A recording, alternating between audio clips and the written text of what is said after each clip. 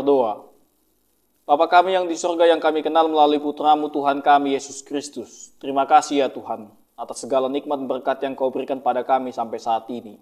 Bapa kami yang baik, sebentar lagi kami akan disapa oleh firman-Mu. Berkatilah kami ya Tuhan, sehingga firman-Mu dapat bertumbuh, berkembang, dan berbuah di dalam hati dan pikiran kami. Terima kasih Tuhan. Amin. Saudara-saudariku yang dikasihi dalam nama Tuhan kita Yesus Kristus. Selamat pagi, salam sejahtera untuk kita semua. Firman Tuhan yang akan menyapa kita pada pagi hari ini tertulis dari Ibrani pasal 4 ayat 9 sampai 10.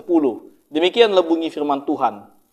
Jadi masih tersedia suatu hari perhentian, hari ketujuh bagi umat Allah. Sebab barang siapa telah masuk ke tempat perhentiannya, ia sendiri telah berhenti dari segala pekerjaannya, sama seperti Allah berhenti dari pekerjaannya. Saudara-saudariku yang dikasihi dalam nama Tuhan kita Yesus Kristus, jika kita berhenti sejenak dari kesibukan hidup kita, entah itu kesibukan pekerjaan, kesibukan pelayanan, studi, ataupun tanggung jawab dalam keluarga, dan kita jujur melihat ke dalam hati dan jiwa kita sendiri, barangkali kita akan mulai menyadari bahwa ada kelelahan yang lebih lelah daripada sekedar kelelahan fisik. Kita bisa tidur 8 jam setiap hari, libur ke tempat yang menyenangkan, duduk santai tanpa melakukan apa-apa, tetapi tetap merasa letih, tetap merasa kosong, dan tidak damai. Ini sebenarnya adalah tanda bahwa yang kita butuhkan bukan hanya istirahat untuk tubuh, melainkan istirahat bagi jiwa, perhentian bagi hati yang selama ini gelisah dan tertekan oleh berbagai beban hidup. Dan inilah yang sebenarnya ditawarkan oleh firman Tuhan dalam Ibrani pasal 4 ayat 9 sampai 10 yang menyatakan bahwa masih tersedia suatu hari perhentian bagi umat Allah, yakni perhentian yang bukan hanya dalam bentuk waktu istirahat mingguan, tetapi sebuah kualitas hidup yang dipenuhi oleh kedamaian dan kelegaan. Karena apa? Karena bersandar sepenuhnya kepada kasih karunia Tuhan. Ketika penulis kitab Ibrani menyatakan bahwa masih tersedia suatu hari perhentian, ia sebenarnya sedang membuka pengharapan bagi siapa saja yang merasa lelah dan kehilangan arah, bahwa Tuhan belum menutup kesempatan bagi kita untuk masuk ke dalam damai-Nya, bahwa masih terbuka pintu untuk mengalami hidup yang penuh makna dan ketenangan, bukan karena keadaan kita membaik, tetapi karena kita menemukan tempat berlindung yang sejati di dalam Allah. Ia memakai istilah hari ketujuh yang mengingatkan kita pada hari Sabat, hari ketika Allah berhenti dari segala pekerjaan penciptaan, bukan karena ia lelah, tetapi karena karyanya telah sempurna dan lengkap. Demikian pula setiap orang yang percaya kepada Kristus dan menerima karya keselamatannya akan mengalami sebuah jenis perhentian yang sangat dalam. Karena kita tidak lagi harus membuktikan diri di hadapan Tuhan dengan usaha kita sendiri. Tidak lagi harus menyiksa diri dengan rasa bersalah dan takut ditolak. Sebab Yesus sendiri sudah menyelesaikan semuanya itu di kayu salib. Saudara-saudara yang dikasihi dalam nama Tuhan kita Yesus Kristus, istirahat sejati yang dimaksud dalam ayat ini bukanlah seperti duduk di atas bangku taman sambil menikmati angin sore dengan segelas kopi.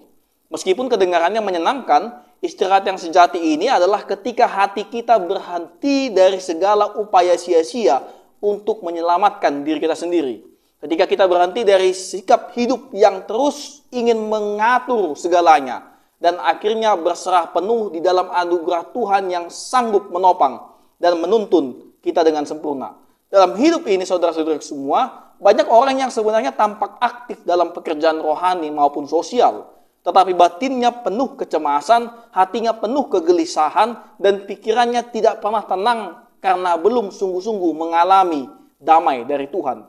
Dan seringkali ini terjadi karena kita masih berusaha menyelamatkan diri dengan kekuatan kita sendiri, masih ingin hidup menurut standar duniawi, masih mengandalkan reputasi, pencapaian, dan performa pribadi sebagai tolak ukur nilai hidup kita. Padahal Tuhan justru memanggil kita untuk berhenti dari semua itu dan datang kembali kepadanya sebagai anak-anak yang dikasihi, bukan sebagai budak, sebagai hamba yang ingin membuktikan nilai di hadapannya. Saudara-saudaraku semua, perhatikan bahwa ayat 10 dikatakan barang siapa telah masuk ke tempat perhentiannya, ia sendiri telah berhenti dari segala pekerjaannya. Ini menunjukkan bahwa masuk ke dalam perhentian Allah bukan sekedar pengalaman emosional sesaat, tetapi sebuah komitmen hidup yang baru, yaitu hidup yang percaya penuh dengan keselamatan yang sudah dikerjakan oleh Yesus Kristus. Artinya apa? Artinya ini bukan berarti kita menjadi malas dan tidak lagi bekerja. Justru ini semakin membantu kita, semakin membuat kita termotivasi dengan cara menjalani hidup yang mulai berubah. Kita bekerja bukan lagi untuk membuktikan nilai diri kita, tetapi karena kita sudah diterima Tuhan. Kita melayani bukan lagi untuk mencari pengakuan, tetapi karena kita sudah mengalami kasih-Nya. Kita mengasihi bukan karena ingin terlihat baik di hadapan jemaat, tetapi karena kita tahu bahwa kita sendiri telah dikasih oleh kasih yang tak bersyarat. Saudara-saudariku semua, saya ingin mengajak kita semua untuk mencoba merenungkan kembali. Apakah selama ini kita benar-benar sudah mengalami perhentian yang sejati dari Tuhan? Atau justru kita masih terus berlari dalam kecemasan dan kelelahan batin kita? Apakah kita sudah sungguh-sungguh percaya bahwa karya salib itu sudah cukup? Atau jangan-jangan kita masih menambahi dengan usaha kita sendiri?